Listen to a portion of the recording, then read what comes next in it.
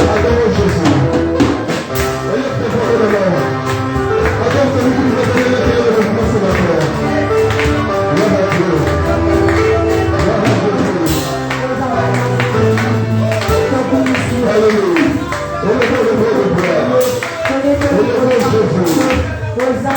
Élevez les voix. Élevez Jésus. Gloire à toi, ô Dieu.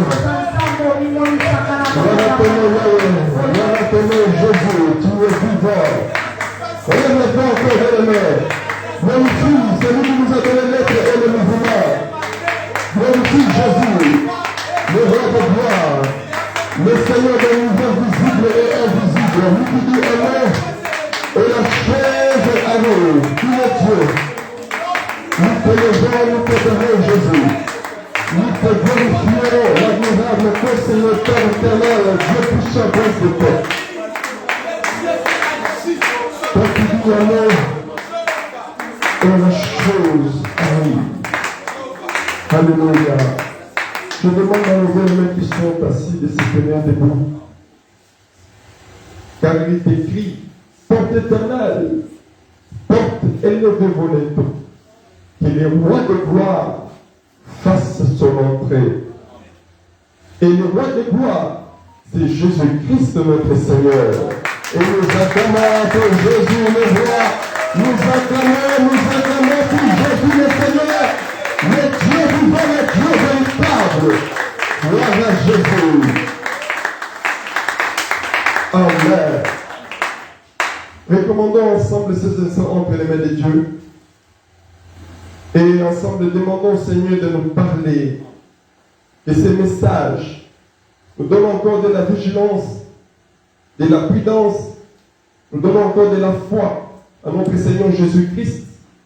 Nous donnons encore cette grande bénédiction que nous demandons à notre Seigneur, notre Dieu.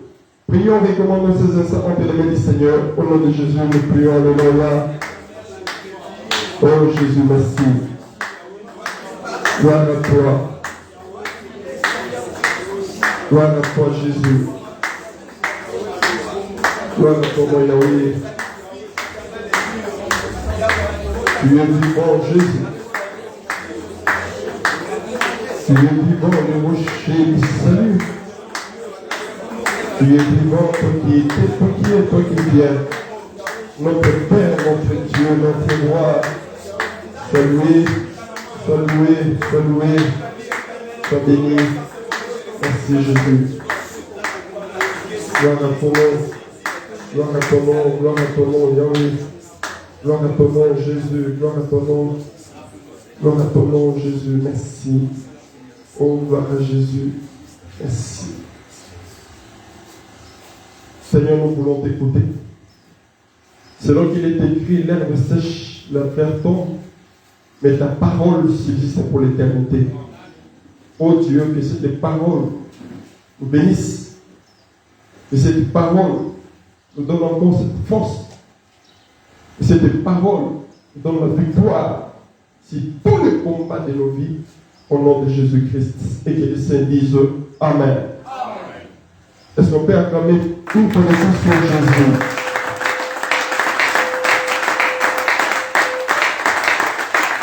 Merci beaucoup. Je crois que nous n'allons pas attendre nos bien-aimés qui sont en retard. Parce qu'il y a beaucoup de choses à parler, beaucoup de choses à dire et à expliquer. Et surtout qu'il s'agit de la prophétie, alors il nous faut beaucoup de temps. Nous allons lire dans Genèse chapitre 41. Genèse 41. Je prends du verset 1er jusqu'au verset 8 et nous allons encore lire le verset 25. Genèse chapitre 41. Nous lisons au nom de Jésus. Au bout de 2 ans, Pharaon eut un songe, et voici, il s'est tenu près du fleuve. Et voici cette vache belle à voir et grasse de chair montèrent hors du fleuve et se mirent à paître dans la prairie. Verset 3. Cette autre vache laide à voir et maigre de chair montèrent derrière elle hors du fleuve et se terrent à leur côté sur les bords du fleuve. Les vaches laides à voir et maigres de chair mangèrent les 7 vaches belles à voir et grasses de chair.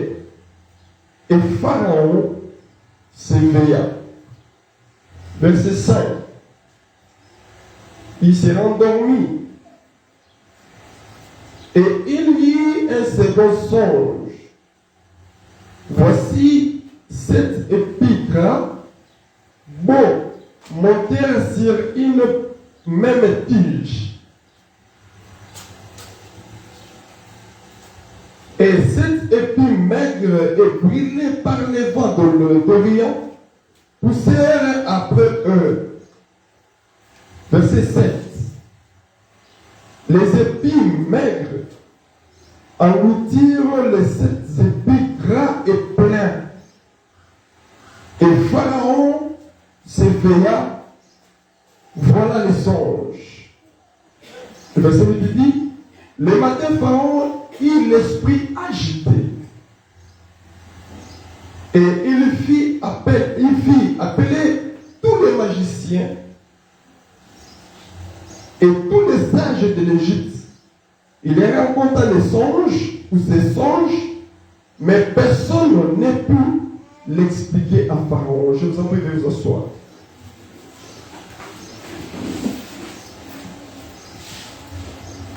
Le verset 25 dit ceci. Joseph dit à Pharaon, ce qu'a rêvé Pharaon est une seule chose. Dieu a fait connaître à Pharaon ce qu'il va faire. Amen. Est-ce qu'on peut acclamer pour la parole?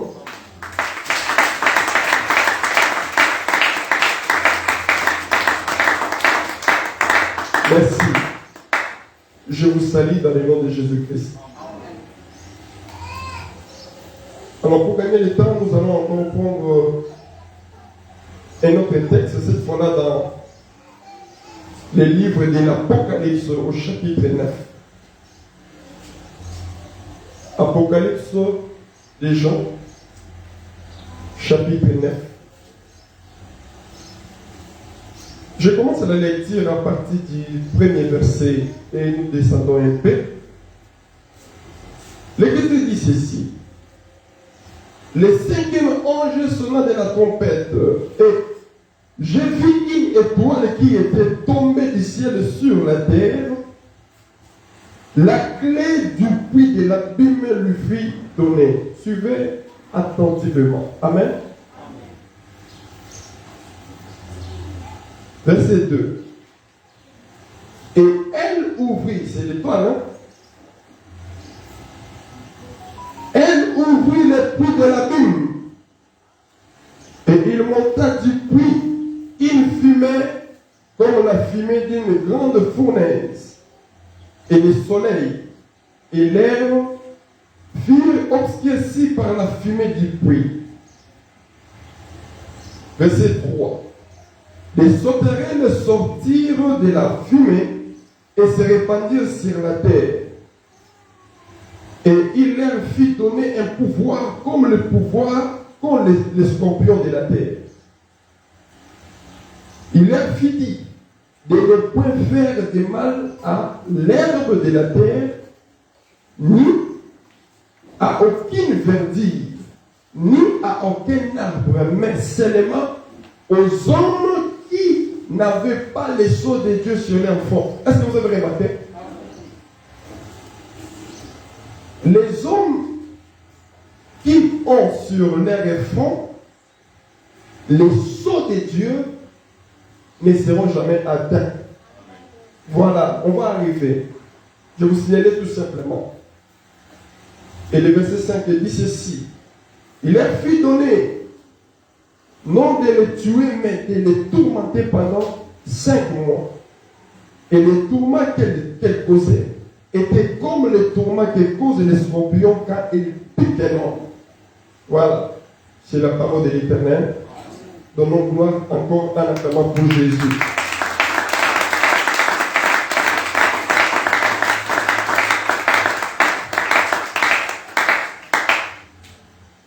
Vous savez, quand Jésus a presque fini sa mission sur la terre, Bible nous explique quelque chose. Qu'avant que Jésus puisse monter, il a aussi rassemblé ses disciples, qui plus tard sont devenus apôtres. C'était juste pour leur éclairer sur la prophétie. C'est-à-dire c'est des choses qui arriveront dans la suite des temps. Et remarquez très bien que Jésus a commencé à souligner, a commencé à insister sur la prophétie à la fin de sa mission. Alléluia. Parce qu'il voulait que les disciples ou ses apôtres comprennent exactement la chose et gardent la prophétie. Alléluia. Vous pouvez diminuer un peu seulement. Faites-le en haut, s'il vous plaît. Alléluia. Oui, en haut. Un peu seulement.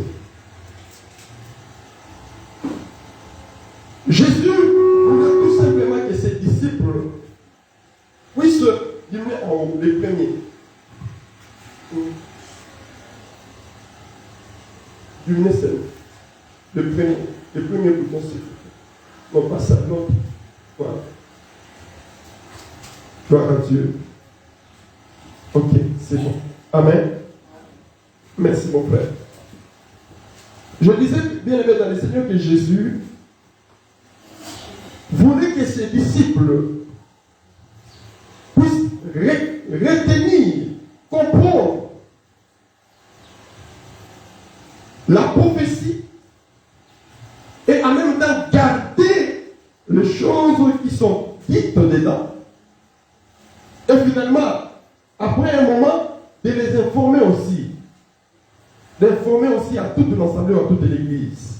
Et aujourd'hui, ce matin, ce n'est pas Pierre qui est là, ce n'est pas Paul qui est là, et moi encore d'autres disciples, mais c'est toi qui es là. C'est-à-dire que tu as droit à l'explication, tu as droit à comprendre ces grands mystères.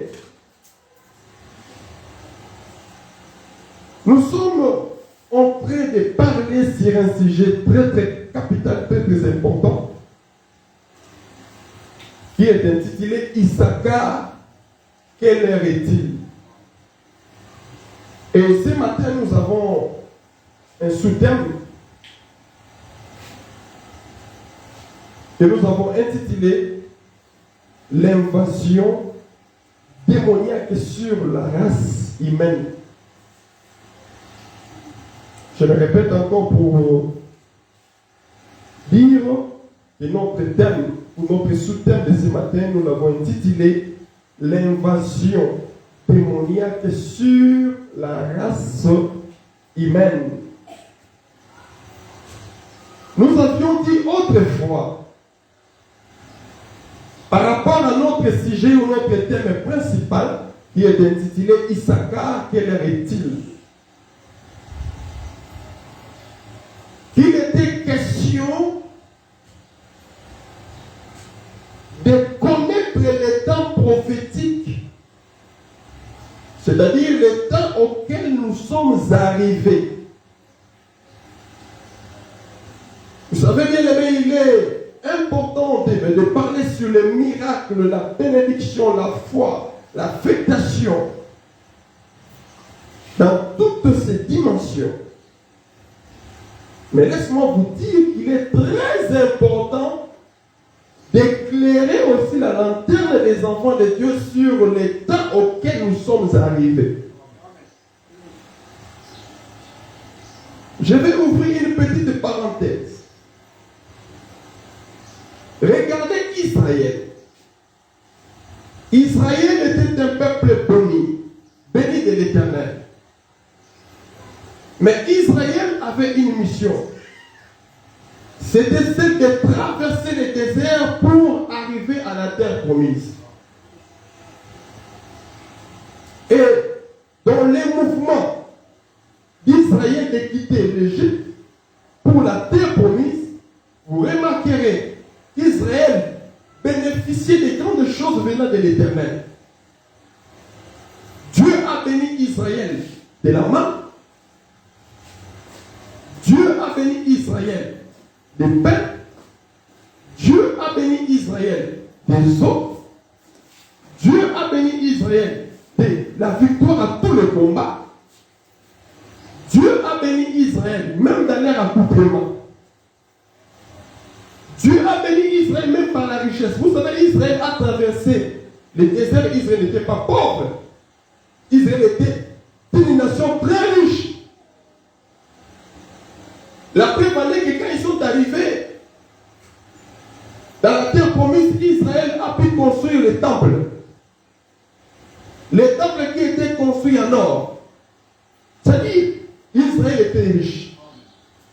Mais malgré toute cette grâce, cette bénédiction, Israël savait qu'il était voyageur. Israël savait très bien qu'il était pèlerin. Et vous remarquerez qu'Israël n'avait pas construit dans les déserts. Mais dans les déserts, Israël fêtait. D'ailleurs, toutes les fêtes que nous remarquons ou voyons dans l'Écriture ont été célébrées dans les déserts. La majorité d'ailleurs.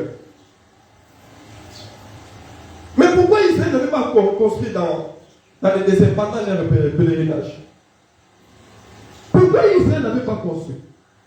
Parce qu'il savait que les déserts n'étaient pas leur pays. Leur pays, c'était la terre promise.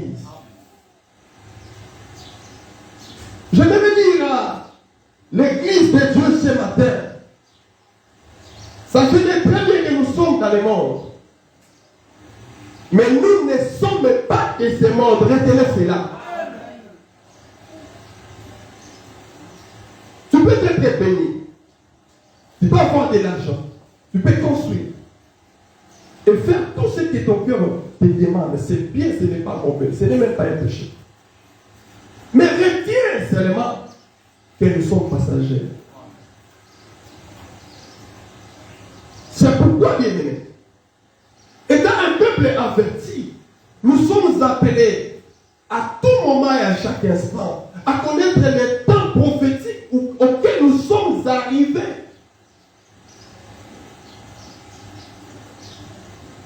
Vous savez, nos frères, les disciples de Jésus-Christ, les apôtres étaient très intelligents et très prudents par rapport à cette situation. Remarquez dans Matthieu chapitre 24. Quand Jésus parlait de la fin du monde, les disciples se sont approchés auprès de lui pour lui demander une chose. Ils ont dit, quand cela arrivera-t-il? Il dit quand? C'est-à-dire, il faisait allusion à l'heure, au temps. Est-ce que vous avez remarqué? Donc, il faisait allusion au temps. C'est-à-dire, ça doit rester le mouvement facile de la réflexion de l'Église. L'Église doit toujours faire la lecture du temps. Même si tu remarques un véritable miracle s'opérer dans ta vie, il faut dire à Dieu merci parce que tu as opéré ce miracle dans ma vie. Mais n'oublie pas, il faut toujours être prudent, réfléchir au temps auquel nous sommes arrivés. Est-ce qu'il faut pas qu'on parle de la délivrance? Non, la délivrance fait partie de la parole de Dieu. On ne parle pas de la bénédiction. Certes, la bénédiction c'est toujours la parole. Mais ce qui est important, je souligne et j'insiste, nous qui sommes l'Église de Dieu et l'Église vivante, nous sommes appelés à avoir la connaissance exacte du temps prophétique auquel nous sommes arrivés. C'est très important. Que Dieu bénisse son peuple. C'est pourquoi nous avions dit, quand on dit Issachar, quel est-il? C'est parce qu'il est question du temps prophétique. Dans ce contexte, quand nous questionnons Issachar, Issachar est présenté comme l'esprit prophétique ou l'esprit de la prophétie. Selon Apocalypse chapitre 19, le verset 10. Pourquoi Issachar? Parce que c'est lui qui a l'intention l'intelligence du temps. Donc, quand je parle d'Issachar, j'avais déjà expliqué cela. On ne parle pas des fils de Jacob ici, mais on parle d'Issachar comme l'esprit de la prophétie. Pourquoi? Parce que Issachar a l'intelligence du temps. Dans 1 Chroniques chapitre 12, le verset 32, l'Écriture dit que le fils d'Issachar avait l'intelligence du temps pour avertir à Israël ce qu'Israël devrait faire et ce qu'Israël ne devrait pas faire. Donc ils avaient l'intelligence du temps. Or, ce fils d'Issachar, aujourd'hui, c'est clair et net, bien aimé, comme je disais tantôt, c'est l'esprit de la prophétie. C'est l'esprit de la prophétie qui a l'intelligence du temps. Alors, nous sommes appelés, nous, Église, à tout moment et à chaque instant, d'interroger l'esprit de la prophétie pour avoir l'exactitude de l'ère auquel nous sommes arrivés.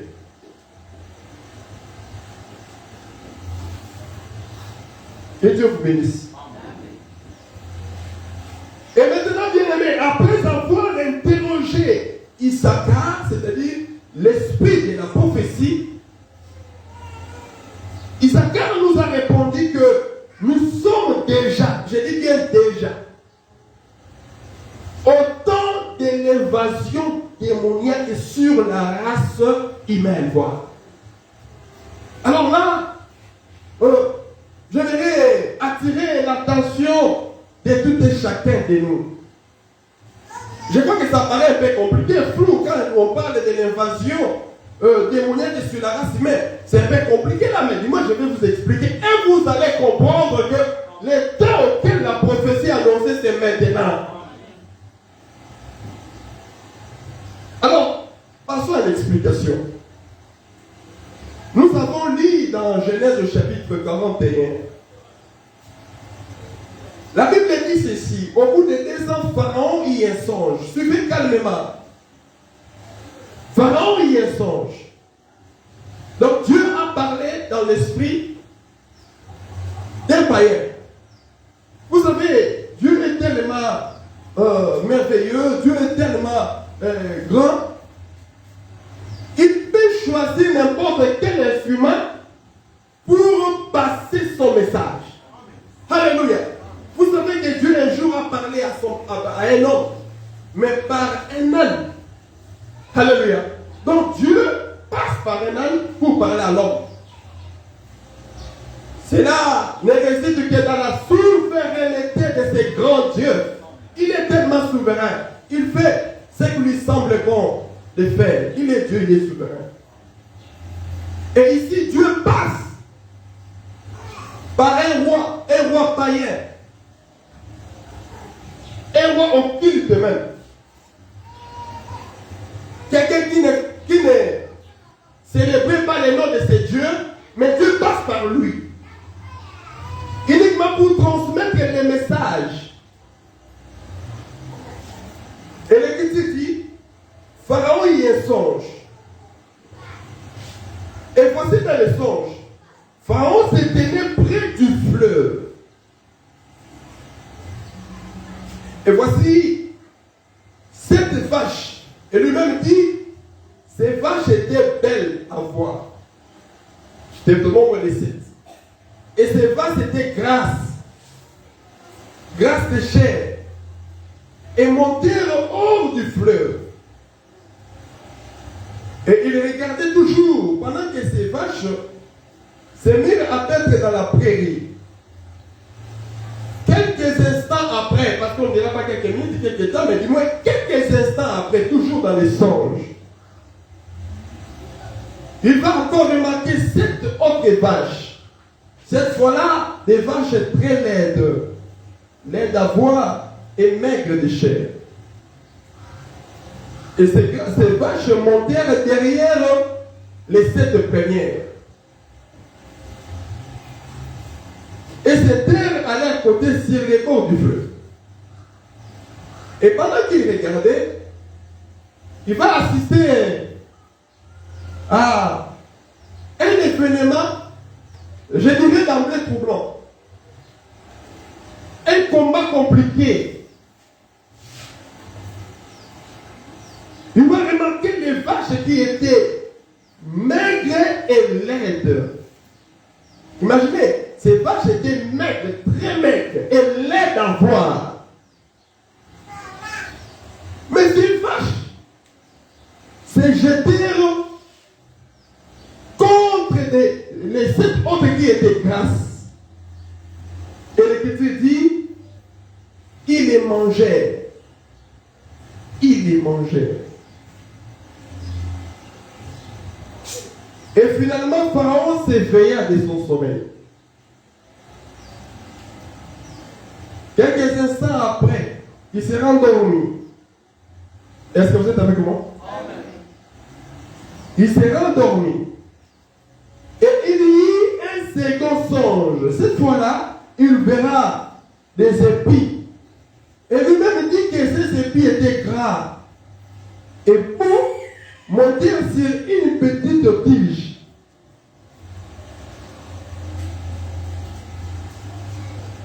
Et quelques minutes après, il va encore remarquer. Derrière, il y avait 7 autres épis, maigres et pliés par les vents de l'Orient, poussèrent après eux.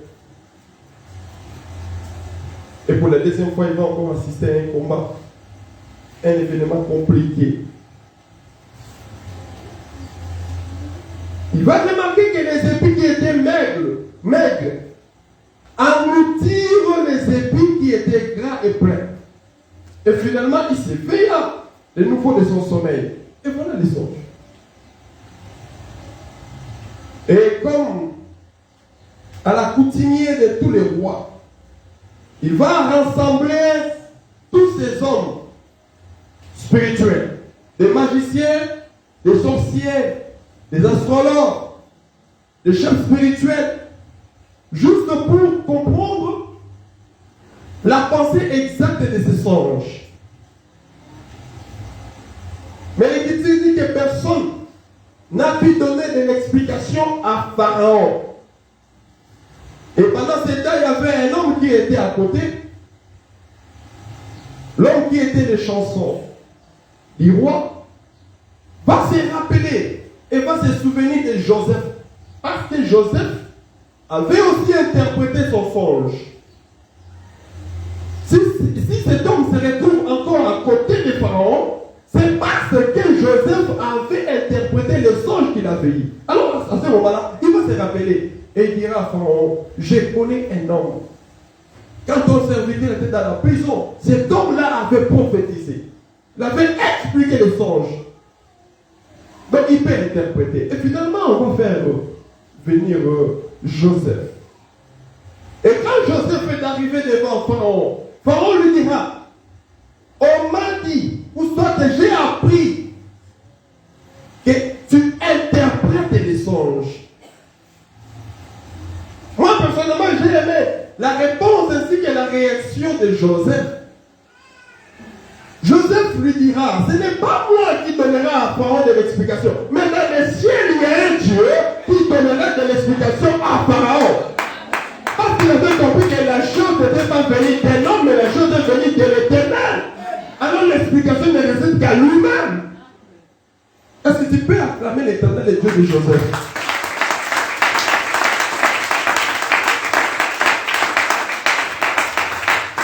La petite parenthèse est que, enfant de Dieu, à toutes circonstances, il faut toujours élever et glorifier le nom de Dieu. Ce que Joseph faisait, ou ce que Joseph avait fait, c'était pour donner gloire à l'Éternel, son Dieu. Si tu es béni, il faut glorifier Dieu. Alléluia. Si tu es guéri, il faut glorifier Dieu. Si tu es sauvé, il faut glorifier Dieu. Si tu es élevé, il faut glorifier Dieu. Si tu es le souffle de vie, il faut glorifier l'Éternel. Est-ce que tu peux le faire en acclamant encore tous les rois?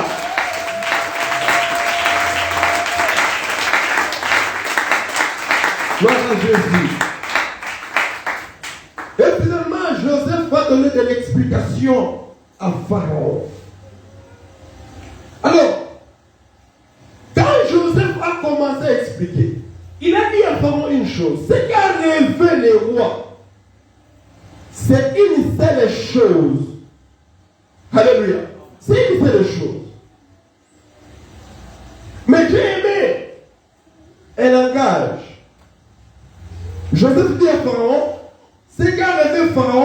est une seule chose. Mais il va rajouter en disant, Dieu a fait connaître à Pharaon ce qu'il va faire. Alléluia. Dieu va faire connaître à Pharaon, Dieu a fait connaître à Pharaon ce que lui, l'Éternel, va faire dans la suite des temps. N'oubliez pas, bien-aimés dans le Seigneur. Et il va encore ajouter une chose. Il dit que l'Éternel et Dieu lui-même se hâtera de l'accomplir.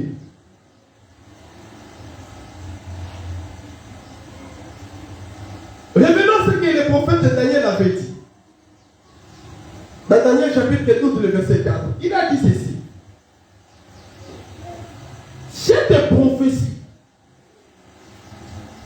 concerne un temps et qui sera le temps de la fin. C'est-à-dire que toute la prophétie que nous remarquerons dans l'ancienne alliance ne concernait pas seulement ce temps-là, mais surtout concernait le temps de la fin. Et le temps de la fin, c'est aujourd'hui.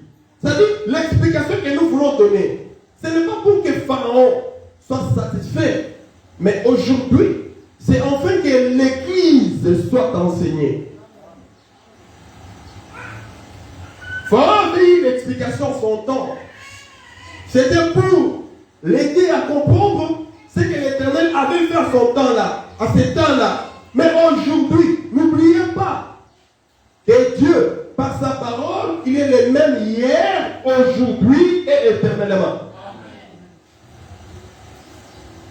Et quand je lis encore le prophète Ézéchiel, plutôt le prophète Ecclésiaste de Salomon, il a dit, il n'y a rien de nouveau sous le soleil. Ce qui a été, c'est ce qui sera.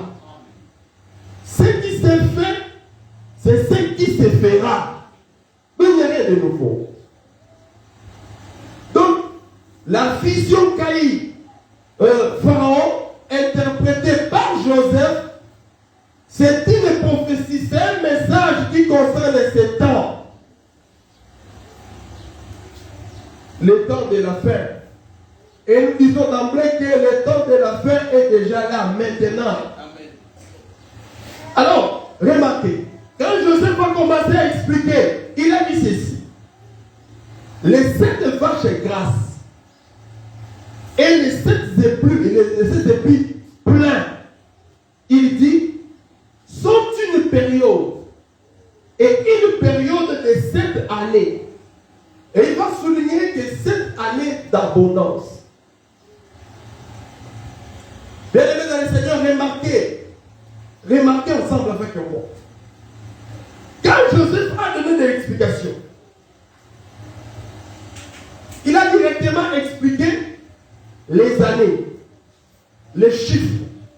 Parce que les chiffres qui s'étaient présentés, c'était 7.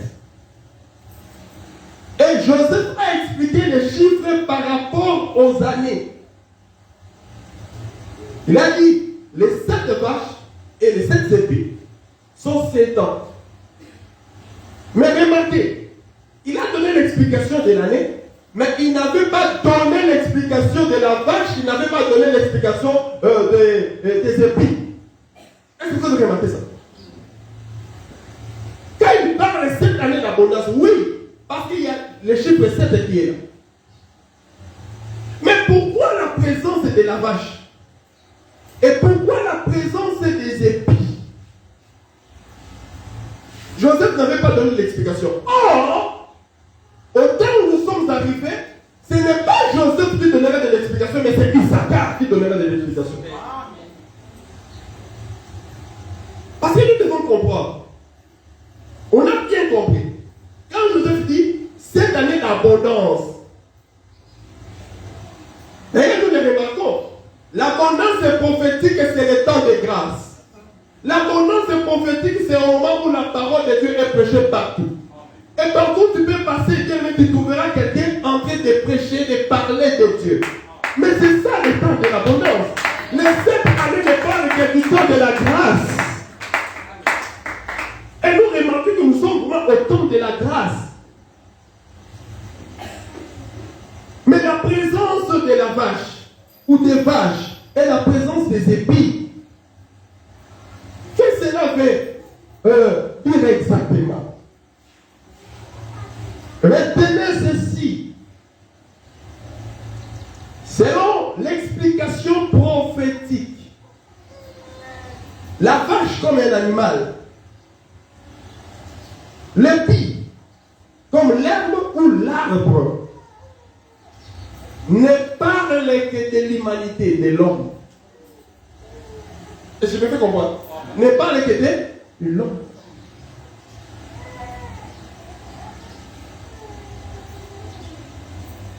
C'est que si vous regardez les Écritures, vous remarquerez que Dieu ne faisait que comparer l'homme aux arbres.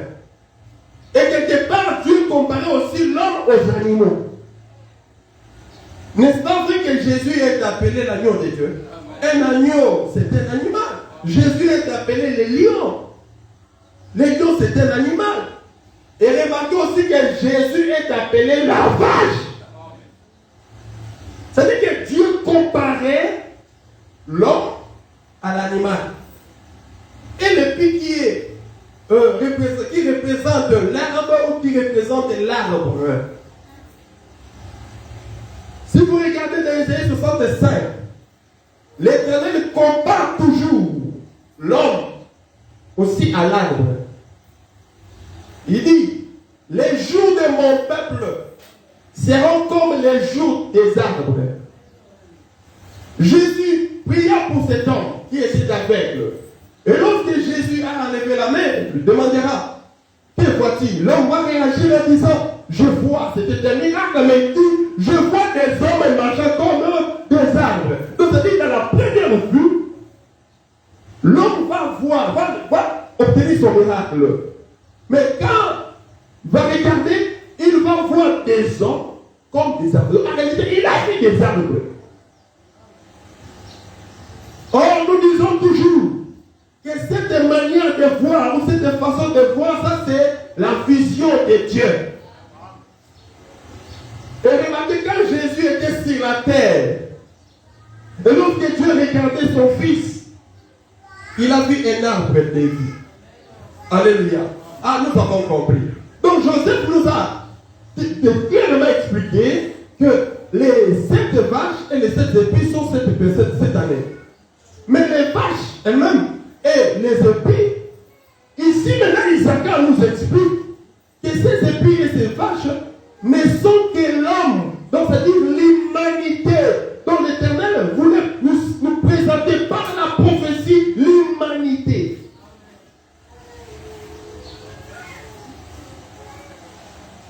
Est-ce qu'on se comprend?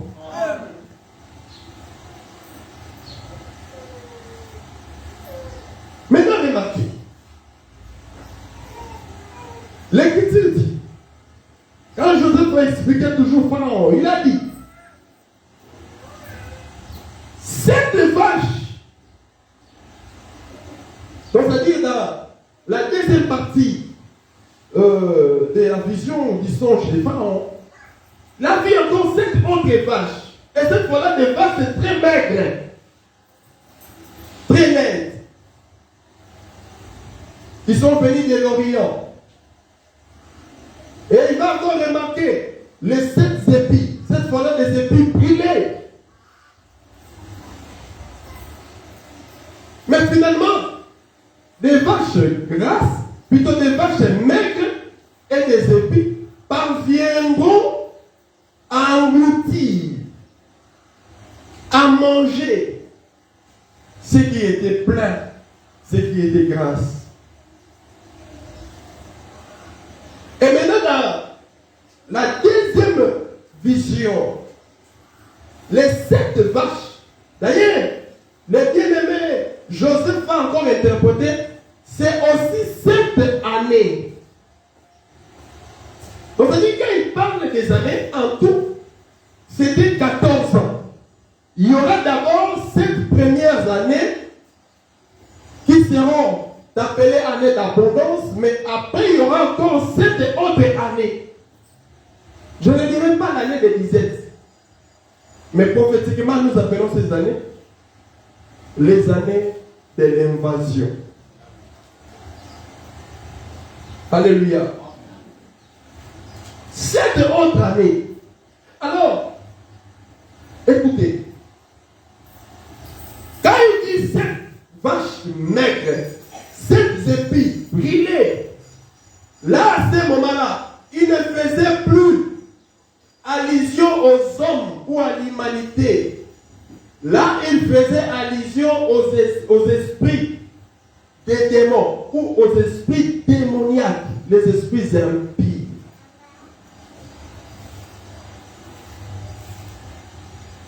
Maintenant, Isaac va nous donner de l'explication sur ces événements. Parce qu'on a remarqué que les vaches qui étaient maigres vont manger des vaches qui étaient grasses. Les épis qui étaient brûlés vont manger ou engloutir des épis qui étaient pleins. Isaac va nous donner quand même de l'explication.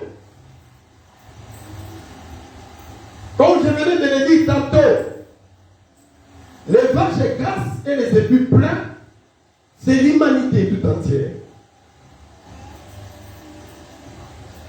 Et parlant des vaches maigres et des épis brûlés, là, à ce moment-là, c'est l'esprit ou les esprits des démons. Mais dans la vision, on remarque que les esprits des démons vont engloutir, vous êtes avec moi, vont engloutir l'humanité. D'ailleurs, si vous descendez un peu, Joseph, en expliquant Pharaon, il a dit ceci: on ne se souviendra plus de l'abondance que vous voyez là. On ne se souviendra plus. Parce que la famine qui attaquera sera très grande et très puissante. Oh, que Jésus nous aide. Alors, retenez ceci. Les termes engloutir ici, ou soit manger, parce qu'on a parlé que les vaches grasses, les vaches maigres mangeaient les vaches grasses. Et les épis brûlés engloutirent les épis pleins. Alléluia. Et ces termes prophétiquement signifient attaquer. Est-ce que je me fais comprendre? Ces termes signifient tout simplement attaquer. Quand il dit que les vaches maigres mangeaient, c'est-à-dire que les vaches maigres attaquèrent les vaches grasses. Les épis brûlés engloutirent les épis grasses. C'est-à-dire les épis brûlés attaquèrent les épis grasses. Gloire à Dieu. C'est pourquoi, bien aimé, nous parlons de l'invasion.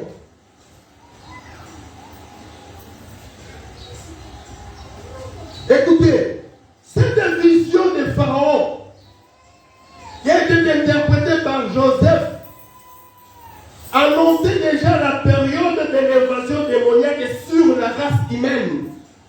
Et cette période, bien aimé dans le Seigneur, laisse-moi vous dire, c'est déjà aujourd'hui. Parce que le temps où la période où nous sommes arrivés est appelé prophétiquement les jours derniers. Le temps de la fin. Et le prophète Daniel avait déjà dit que cette prophétie ne concerne que le temps de la fin. Alors nous voulons par ce message, écoutez-moi très bien, informer le peuple de Dieu que le monde que nous voyons là, le monde là que nous voyons, est envahi par des démons. Et laisse-moi vous dire, des démons très très puissants. Vous me direz, mais apôtre, il y a quand même des démons qui circulent dans le monde. Oui, mais je vous informe qu'il y a eu aussi d'autres démons qui n'avaient pas eu l'occasion de sillonner le monde, de circuler le monde. Mais au moment où nous sommes en train de parler, ces démons sont sortis. Je vais vous expliquer cela. D'ailleurs, c'est très simple à comprendre. Vous savez, au temps de Noé, dans Genèse 6, la Bible dit ceci.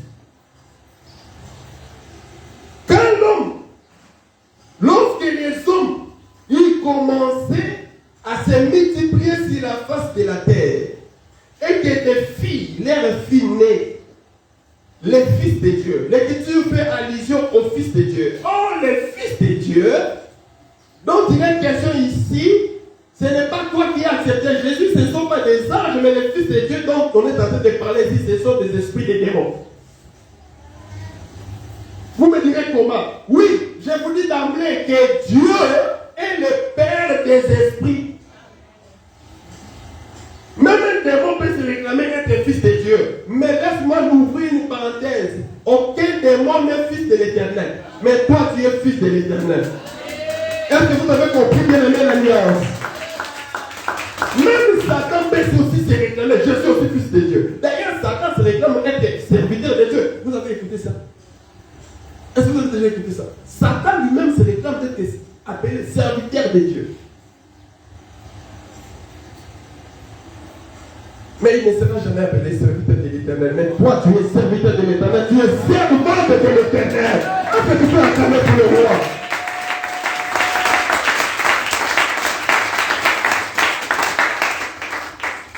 Et à ce temps-là, l'Écriture dit le Fils de Dieu virent que les filles des hommes étaient belles. Et ils en prirent pour femmes parmi toutes celles qu'ils choisirent. Alors l'Éternel dit, mon esprit ne restera pas toujours dans l'homme, car l'homme n'est que chair, et ses jours seront de 120 ans. Et l'Écriture dit, les géants étaient sur la terre à ce temps-là. Les géants là ne sont pas des hommes de grande taille, non.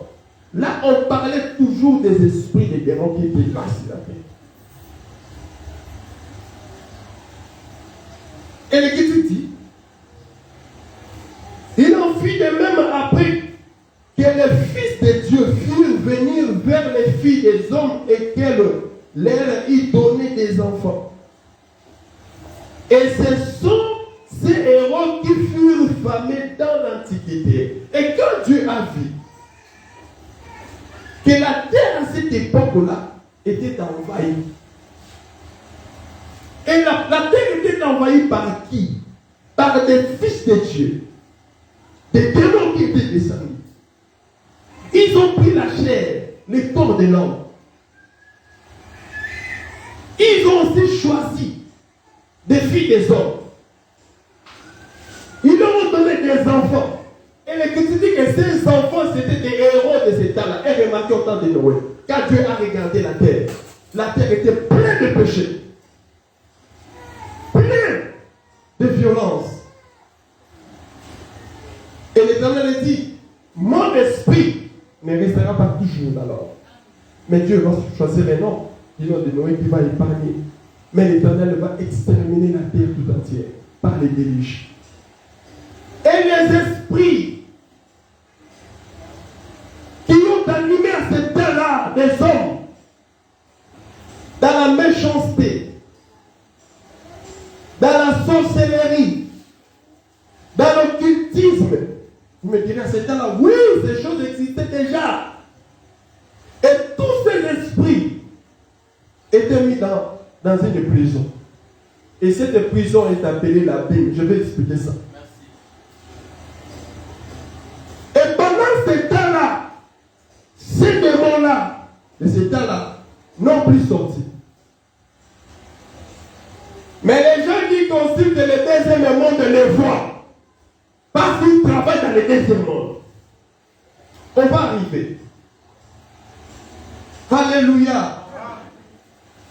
C'était juste pour signaler, bien aimé, que des choses que nous sommes en train de parler, ce n'est pas nouvelle.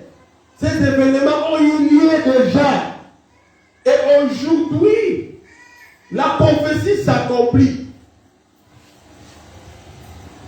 Ces événements se produisent encore. Tout simplement parce que nous sommes au temps de la fin. Alors, allons-y rapidement parce que l'heure nous presse là. Nous parlons de l'invasion. Mais c'est quoi l'invasion? L'invasion est synonyme de l'envahissement. Est-ce que je parle à quelqu'un?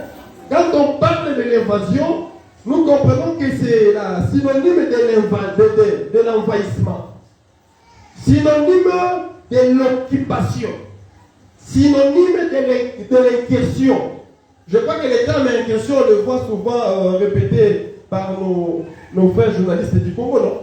Chaque fois, oh non, Rwanda ou l'armée rwandaise a fait l'incursion sur la terre congolaise. Vous avez écouté cela? D'ailleurs, on entend aussi ces termes prononcés en Ukraine. L'armée russe a fait l'incursion. C'est-à-dire l'armée russe a envahi. C'est ça l'invasion. A envahi un autre État. Pourquoi? Parce que par définition, l'invasion c'est une pénétration massive d'une force armée qui envahisse un territoire d'un autre État. Alléluia. Les choses que sont en train de parler, les autres les canards. Vous n'avez pas pour la haut.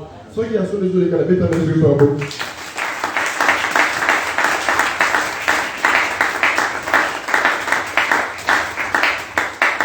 Alors, ici, il ne s'agit pas de l'invasion d'une armée de terre, une armée terrestre qui attaque un État.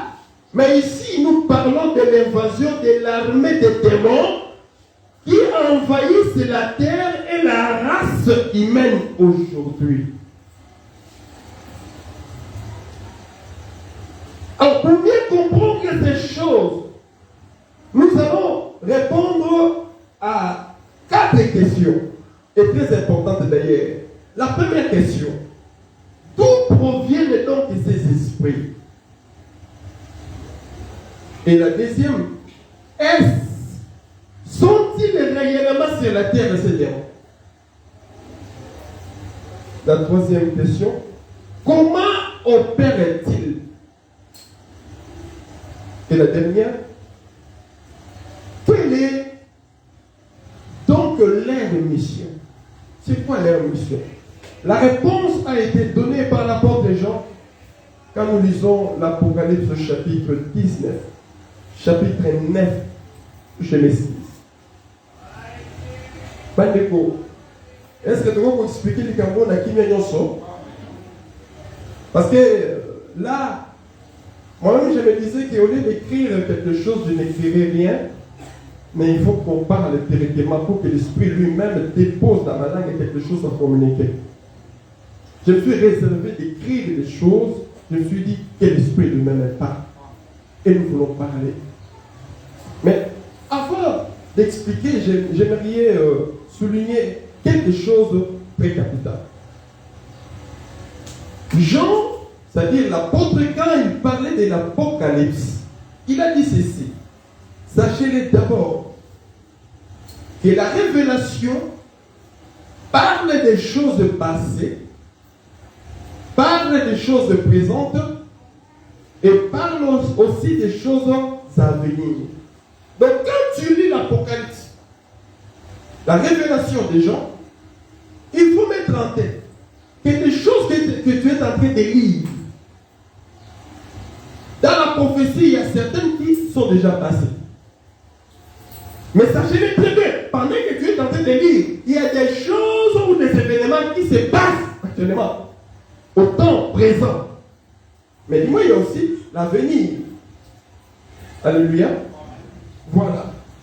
Et nous allons expliquer ça directement à la parole. Prenez l'écriture, lisons ensemble, regardons et nous allons expliquer. Que Jésus vous bénisse.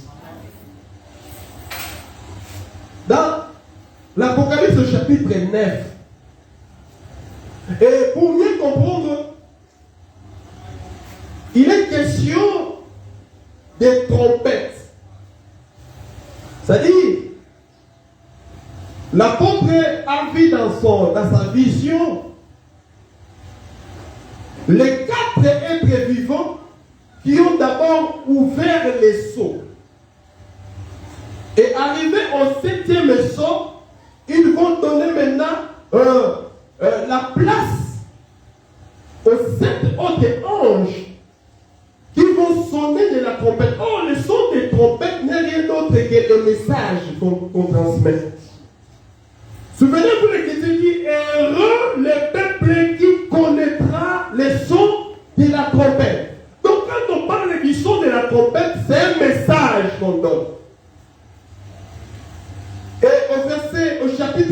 de l'Apocalypse, là nous atterrissons directement au 5e son de la trompette.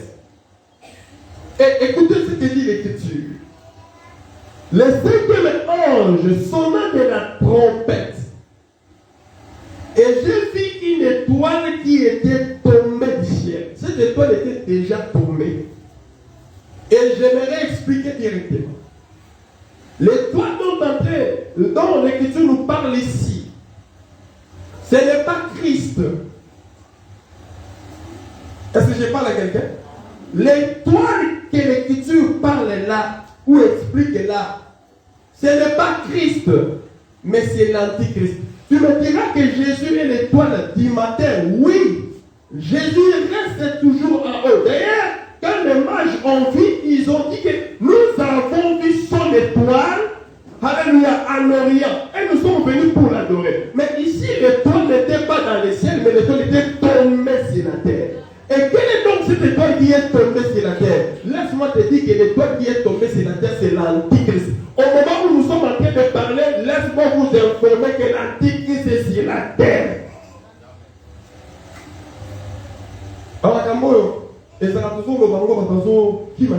Les gens aimeraient toujours écouter. Mais des choses pareilles ont entendu. Oh, ce sont des choses que les enfants de Dieu doivent comprendre et connaître afin de bien se tenir pour renverser les traits enflammés de l'ennemi.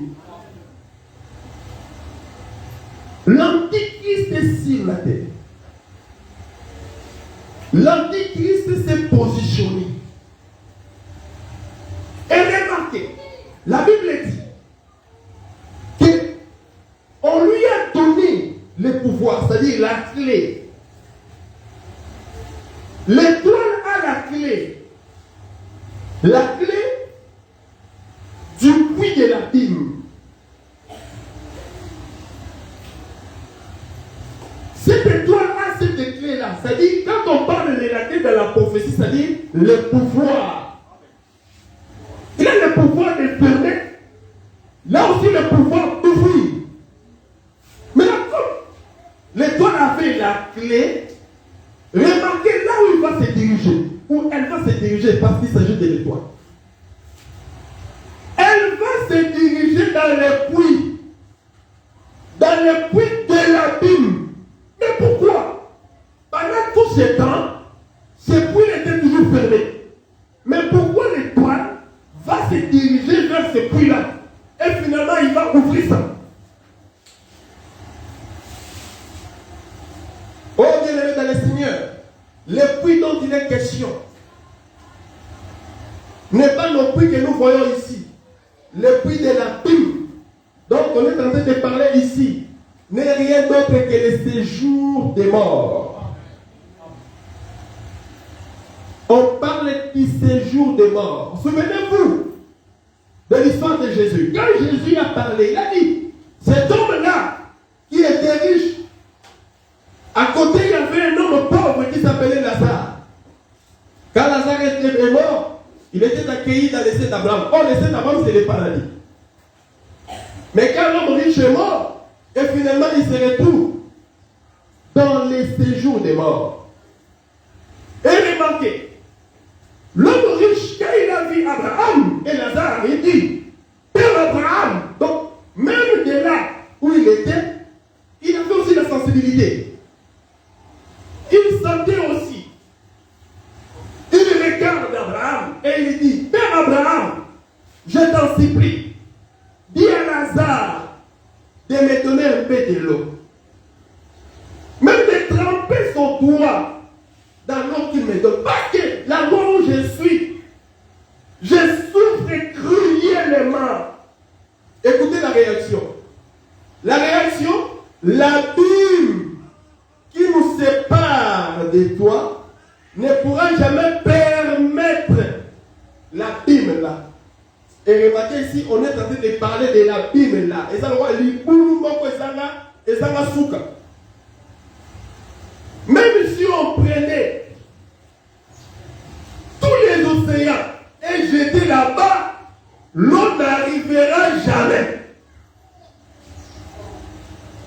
Ah, il y a pas de ça, mon poisson, là, il y a ce qu'on s'en a, c'est dit, il y a ce qu'on s'en a, il y a, comment il y a ce que pour le Lukambo, comment il y a ce que pour que le Sima qui s'est de mon engagement, ça, il y a un moment très grave.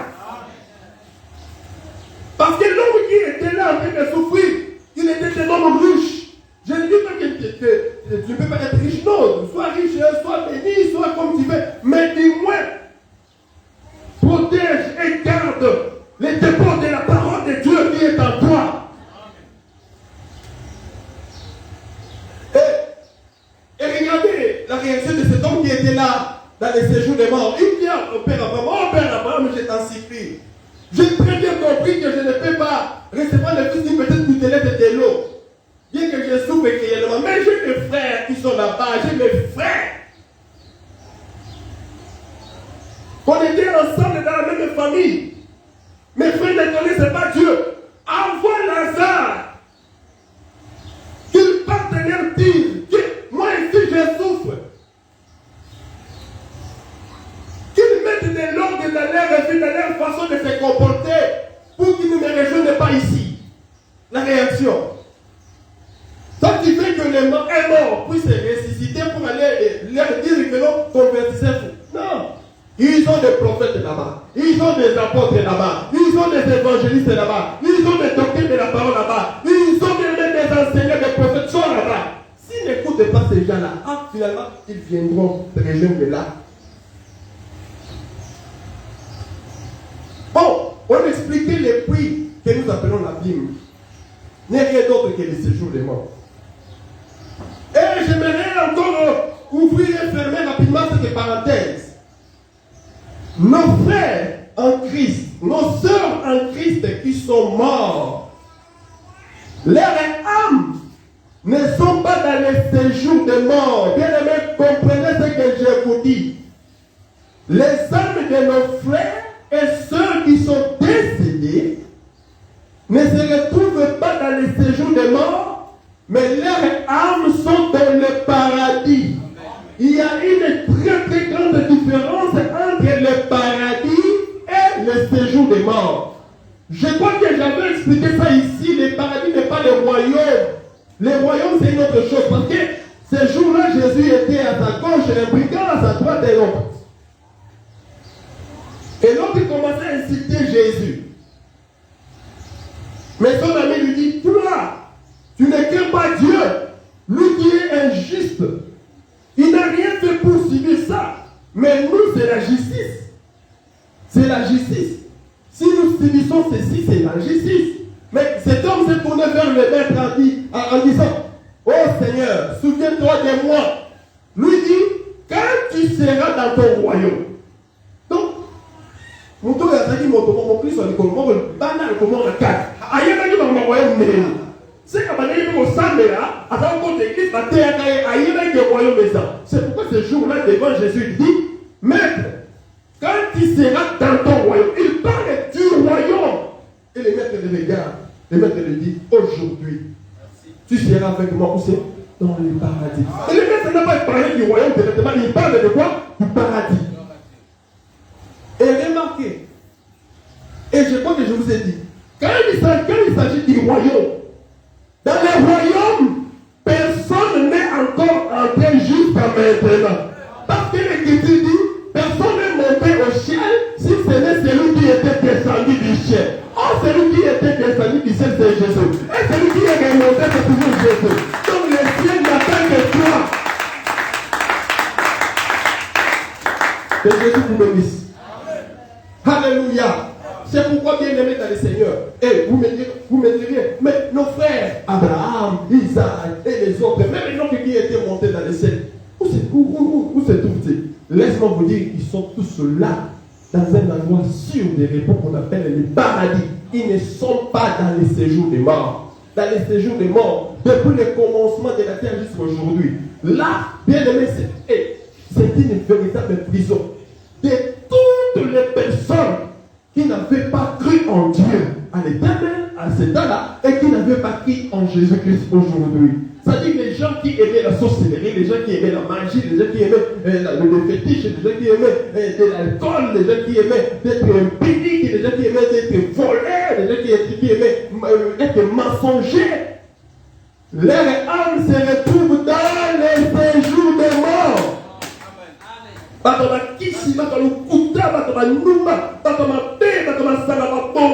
Leur âme c'est là-bas. Et il y a une chose qui est drôle, et que ils sont dans les séjours des morts, mais Dieu laisse leur conscience travailler.